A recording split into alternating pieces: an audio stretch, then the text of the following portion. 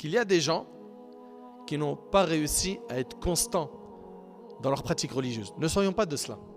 Et je sais que c'est difficile, surtout dans notre contexte, tenir à notre religion avec les fitanes, les troubles qu'on a autour de nous. De toute façon, le prophète il en a parlé, que viendra une époque où la pratique de la religion sera tellement dure que c'est comme si on tenait une braise de feu dans notre main. On y est. Se préserver de la fornication dans notre contexte, c'est dur. Gagner son argent de manière halal, avec tout ce qu'on nous présente comme moyen de gagner de l'argent illicite, c'est dur. Préserver sa langue et ses yeux avec les réseaux sociaux, c'est difficile. Mais, qu'est-ce que tu gagnes? Tu gagnes Al-Jannah. Tu gagnes le paradis, tu t'en lasseras jamais. Et c'est pour l'éternité.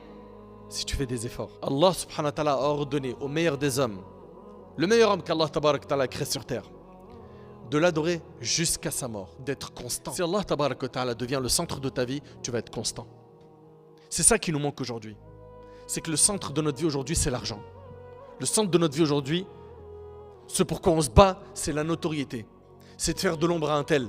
C'est le matériel.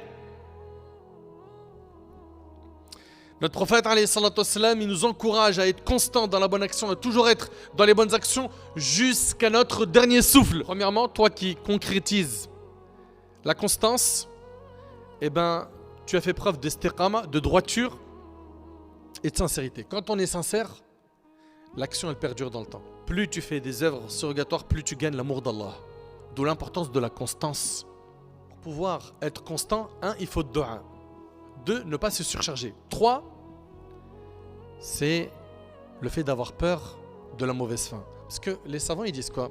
Ils disent Man 'asha 'ala shay mata alayh wa man mata 'ala shay bu'itha alayh.